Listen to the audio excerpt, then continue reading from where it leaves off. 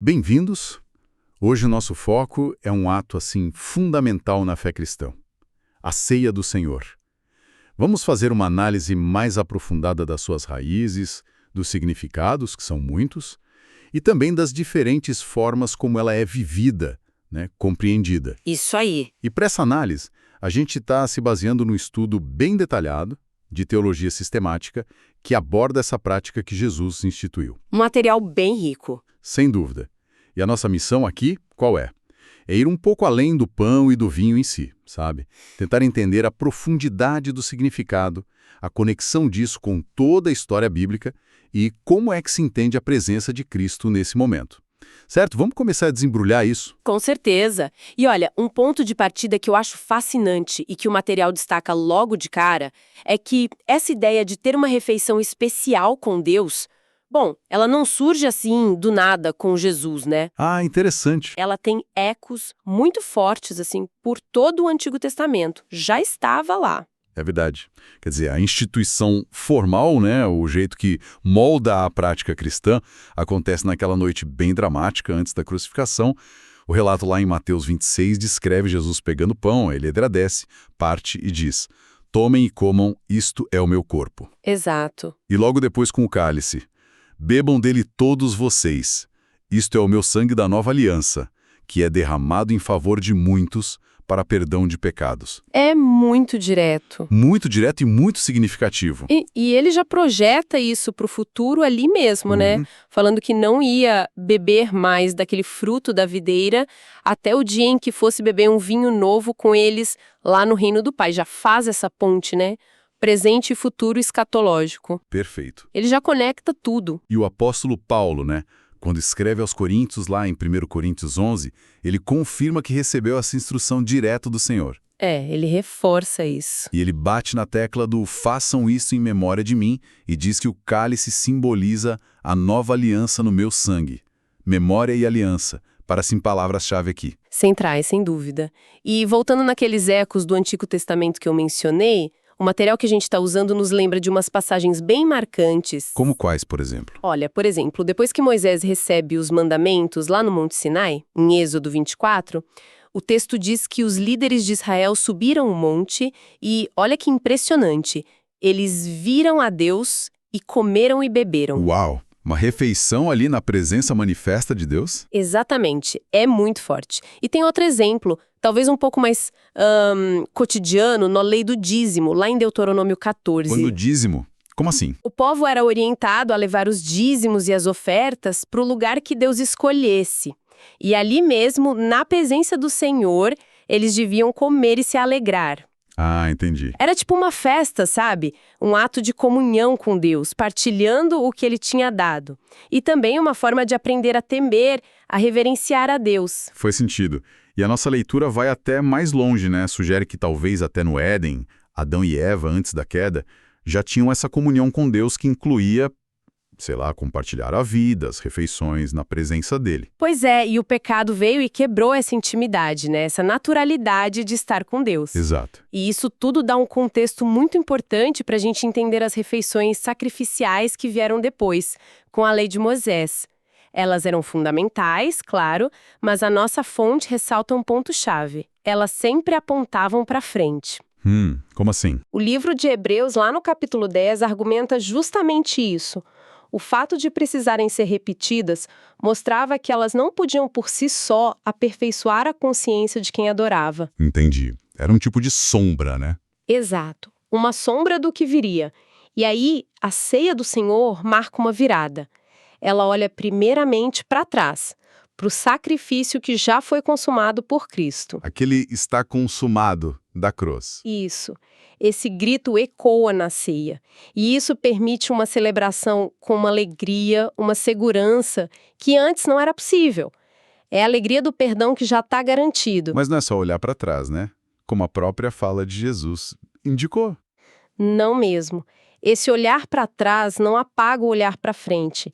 A ceia continua sendo um antegosto, uma pequena amostra daquela restauração completa da comunhão com Deus. Tipo as bodas do Cordeiro. Exatamente. Apocalipse 19 usa essa imagem poderosa, Um banquete final, uma celebração assim, sem igual, unindo Deus e o seu povo redimido. Parece que tem um fio condutor na Bíblia inteira, de Gênesis a Apocalipse, que é Deus querendo trazer o povo para cear com ele. Essa conexão entre passado, presente e futuro já mostra que o significado da ceia não é uma coisa simples, né? O material que a gente analisou, ele abre isso em várias camadas. Talvez a gente possa agrupar algumas ideias. A primeira dimensão, acho que é a mais óbvia, é a da memória e proclamação. Sim, é o ponto de partida de Paulo, né? Façam isto em memória de mim. O pão partido, o vinho derramado, são símbolos visuais muito fortes do corpo que foi entregue e do sangue de Cristo que foi derramado. Certo. E Paulo ainda acrescenta que, quando participam, os crentes anunciam a morte do Senhor até que ele venha. Ou seja, é um ato de lembrança que também é uma proclamação pública. É a base da fé cristã ali sendo mostrada. E essa memória não é só passiva, né? O ato de tomar e comer, beber, cada um individualmente, como Jesus instruiu, parece sugerir uma apropriação pessoal dos benefícios dessa morte. Boa observação. Não é só lembrar que ele morreu, mas que ele morreu por mim. E eu pessoalmente recebo o perdão, a vida que ele conquistou ali. Exatamente isso. Cada pessoa que participa ao receber os elementos está meio que dizendo sim para o sacrifício de Cristo e aplicando aquilo à sua própria vida. E isso já nos leva para outra camada de significado que o estudo destaca, a ceia como nutrição espiritual. Essa ideia é forte. Como a comida sustenta o corpo, a ceia seria um meio de graça que fortalece a alma. Aham. A fonte até conecta isso com aquela linguagem bem desafiadora de Jesus lá em João 6, sobre comer a carne e beber o sangue do Filho do Homem para ter vida. Sim, que é uma passagem complexa. Com certeza. Mas embora o contexto ali seja mais amplo, né, sobre a fé contínua em Cristo, a ceia acaba sendo um símbolo bem palpável, um momento especial para a gente experimentar essa união vital com Cristo que nos sustenta espiritualmente. E essa nutrição, essa união não é só individual. Ela está totalmente ligada à comunidade. O quarto significado que o material aponta é justamente a expressão da unidade dos cristãos. Ah, sim. Um só corpo. Exato. Paulo é muito claro nisso, lá em 1 Coríntios 10, 17. Visto que há um só pão, nós, embora muitos, somos um só corpo, pois todos participamos do único pão. Comer do mesmo pão simboliza e também reforça essa realidade de que somos um em Cristo. Então, peraí, já temos memória e proclamação, apropriação pessoal, nutrição espiritual e unidade do corpo. Já é bastante coisa, né? Bastante rico. Mas o material vai além. Mostra que a ceia não é só sobre o que nós fazemos ou lembramos. É também sobre o que Cristo faz e afirma naquele momento. Sim, essa é uma perspectiva bem interessante que a fonte traz. Argumenta-se que, ao convidar os crentes para sua mesa, Cristo está afirmando o seu amor contínuo por cada um. É como um lembrete tangível, sabe? Você é meu, eu te amo, vem cear comigo. É uma afirmação muito pessoal. Muito pessoal. E junto com essa afirmação de amor, viria uma afirmação das promessas da salvação. Quer dizer, participar da ceia, com fé, funciona como uma garantia, tipo um selo, de que as bênçãos que Cristo conquistou, perdão, vida eterna, fazer parte da família de Deus, são realmente para aquele crente. É aquela amostra do banquete celestial que a gente falou. E essas afirmações trazem um conforto, uma segurança, uma esperança muito grande. Não é só a gente olhando para Cristo, mas é Cristo olhando para nós, reafirmando a aliança dele, as promessas dele. Isso adiciona uma camada de Diálogo divino na ceia. um diálogo interessante. E finalmente tem a nossa resposta nisso tudo, né? Ao participar, o crente afirma a sua fé e a sua dependência de Cristo. Sim, Tomar os elementos é como uma declaração sem palavras. Eu reconheço que preciso do teu sacrifício. Eu confio em ti para minha salvação e eu reconheço que os meus pecados contribuíram para a tua morte. e o fascinante aqui é como a ceia consegue juntar emoções tão complexas, né? Tem uma tristeza pelo pecado que levou Cristo à cruz, mas ao mesmo tempo tem uma alegria imensa pela salvação que ele oferece, uma gratidão profunda e um amor renovado por ele. Não é simples, é profundo. Essa profundidade toda se reflete também nos debates históricos sobre como exatamente Cristo está presente na ceia. Essa é uma questão que, nossa, dividiu a igreja por séculos. Dividiu mesmo. O material que a gente está usando descreve as principais visões e vamos tentar apresentar isso com clareza, né? Sempre com base na descrição da fonte, sem tomar um partido pessoal aqui. Combinado. Começando talvez pela posição católica romana, que é conhecida como transubstanciação. Conforme a nossa leitura explica, o ensino é que, durante a consagração na missa, feita pelo sacerdote ordenado, a substância interior do pão e do vinho é transformada milagrosamente na substância real do corpo e do sangue de Cristo. Mas a aparência continua a mesma, né? Exato. As aparências externas, o que a gente vê, toca, prova, o que a filosofia chama de acidentes, essas permanecem as mesmas.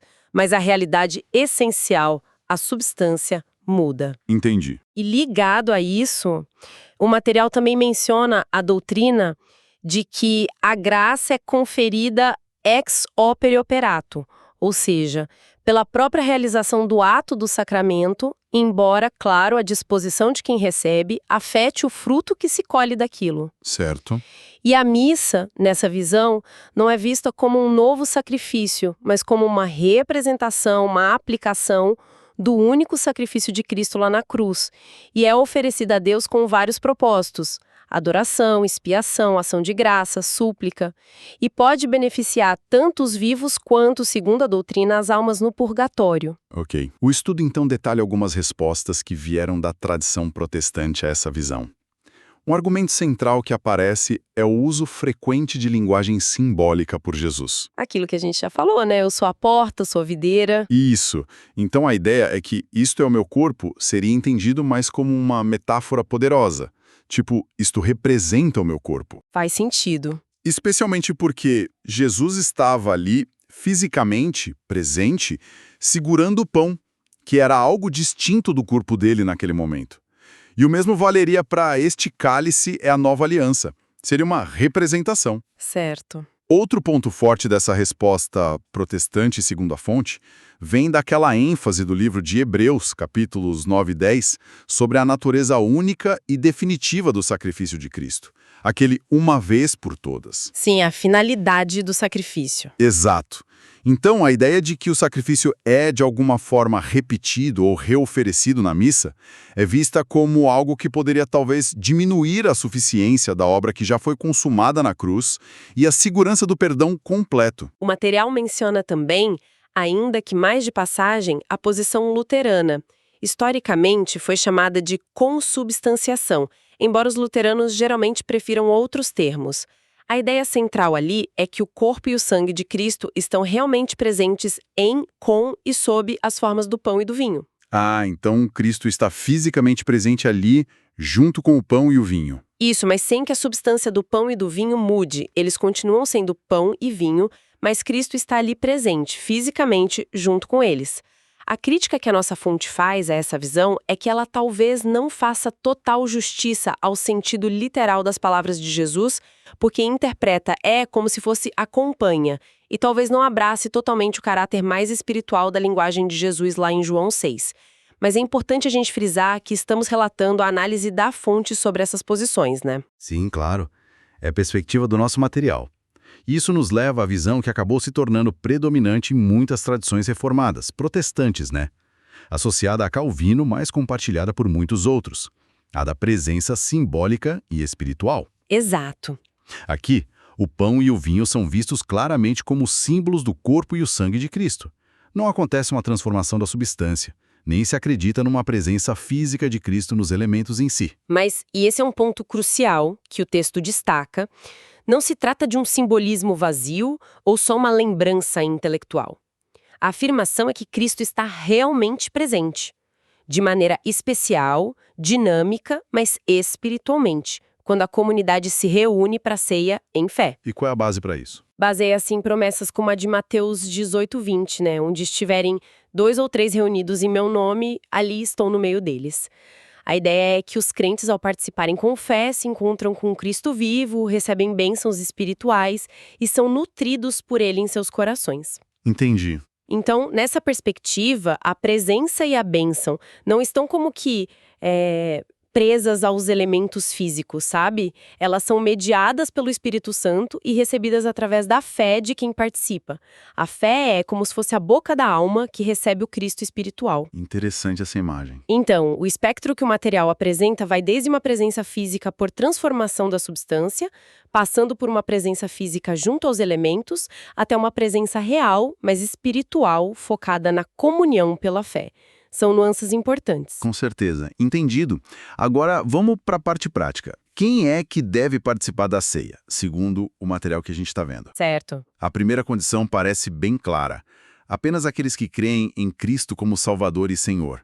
A ceia é uma ordenança para a igreja, né?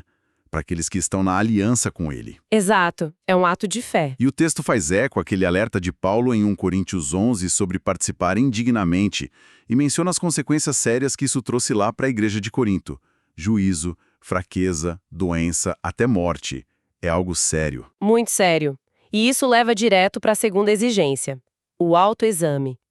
Examine-se, pois, o homem a si mesmo, e assim coma do pão e beba do cálice. Mas o que significa exatamente participar indignamente?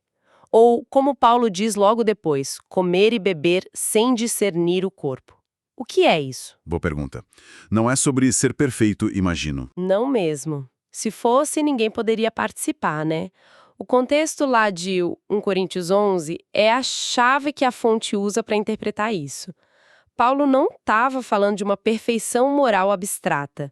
Ele estava repreendendo os coríntios especificamente por causa das divisões profundas que existiam entre eles, o egoísmo, a falta de amor uns pelos outros na própria celebração da ceia. Ah, então o problema era o comportamento durante a ceia. Exatamente. Havia desprezo pelos mais pobres, alguns comendo demais enquanto outros passavam necessidade, humilhação mútua. Era uma bagunça que refletia a falta de unidade. Entendi. Portanto, a interpretação que o material apresenta é que não discernir o corpo se refere primariamente a falhar em reconhecer e respeitar a igreja como o corpo unido de Cristo. Lembra de 1 Coríntios 10:17? O um só pão, um só corpo? Sim. Então, era agir de forma individualista, sectária, desonrando a unidade que a ceia deveria justamente expressar. Participar indignamente era levar para a mesa do Senhor as mesmas atitudes carnais que estavam dividindo a comunidade. Isso muda bastante a perspectiva do autoexame, né? Muda. Levanta uma questão importante sobre a nossa preparação. A fonte até relaciona isso com o ensino de Jesus lá em Mateus 5. Se você vai apresentar sua oferta e lembra que seu irmão tem algo contra você, deixa a oferta lá e vai primeiro se reconciliar. Certo, a reconciliação antes da adoração. Exato. O princípio parece se aplicar fortemente à ceia. O autoexame deve incluir uma avaliação sincera dos nossos relacionamentos. Será que estamos buscando viver a unidade que a ceia proclama? Ou estamos trazendo divisões para a mesa? Faz todo sentido. E quanto à administração da ceia? Quem é que pode presidir e distribuir os elementos? Olha, o estudo aponta que a Bíblia não dá uma regra super rígida sobre isso. A prática deve ser guiada pela sabedoria e pela ordem na igreja local. Geralmente são os pastores, líderes, né? Sim, geralmente para manter a reverência, evitar abusos, são líderes reconhecidos, pastores, presbíteros, que supervisionam e conduzem a celebração. Contudo, a fonte faz questão de ressaltar que não existe um mandamento bíblico explícito que restrinja a distribuição dos elementos apenas a oficiais ordenados. Ah, interessante isso. O material até levanta uma reflexão. Será que em algumas situações envolver outros membros da congregação, homens e mulheres na distribuição, não poderia até reforçar visualmente a mensagem de unidade e do sacerdócio de todos os crentes? É uma questão para cada igreja local pensar, né? Uma boa reflexão. E a frequência? Com que regularidade se deve celebrar a ceia? Mais uma vez, não há uma frequência que Deus tenha ordenado especificamente. Jesus disse: todas as vezes que beberdes, façam em memória de mim. Isso está lá em 1 Coríntios 11. Então não tem regra. A regra principal, como o estudo enfatiza citando 1 Coríntios 14, é que tudo se faça para a edificação. A igreja primitiva, pelo que parecem nos relatos, praticava semanalmente. Toda semana. Sim. Ao longo da história, muitas tradições adotaram frequências menores, mensal, trimestral. A fonte sugere que a frequência semanal pode ser muito benéfica se for feita com a preparação adequada. Como assim? Com tempo para aquele autoexame que falamos, para confissão, para gratidão, para que não vire só um ritual vazio, automático. A chave é sempre a edificação espiritual da comunidade. Entendi. Bom, acho que percorremos um caminho bem completo, hein? Vimos as raízes da ceia lá no Antigo Testamento e na instituição por Jesus. Exploramos as múltiplas camadas de significado. Memória, participação nos benefícios, nutrição espiritual, unidade. Isso. E também as afirmações mútuas, né? Cristo afirmando seu amor e suas promessas e o crente afirmando sua fé e dependência. Exato. Depois, mergulhamos nas diferentes compreensões sobre a presença de Cristo, transubstanciação, presença física, presença espiritual. Um ponto complexo mais importante. E, por fim, as questões práticas sobre quem participa e como, a importância do autoexame focado na unidade e nos relacionamentos. Fica muito claro que é bem mais que um simples ritual. É um encontro carregado de significado. Sem dúvida. E talvez uma reflexão final que emerge disso tudo, sabe? Algo que conecta aquele passado, presente e futuro que a ceia une de forma tão única. Ela nos obriga a olhar para trás, para a cruz, para o fundamento da nossa fé, mas ao mesmo tempo ela nos projeta para frente. É um antegosto daquele banquete final no reino. E aí fica a pergunta: como é que essa tensão, essa dupla visão, a lembrança do que já foi feito e a antecipação do que ainda virá, como isso deveria moldar a nossa experiência da ceia hoje? Boa pergunta. De que maneira essa esperança futura pode ou deveria intensificar o nosso compromisso com a unidade aqui e agora? A nossa gratidão, a seriedade do nosso autoexame no presente. Excelente questão para a gente continuar pensando, refletindo. Nossa análise aprofundada fica por aqui hoje, mas teremos mais para compartilhar na próxima semana. Com certeza. Que Deus abençoe a todos.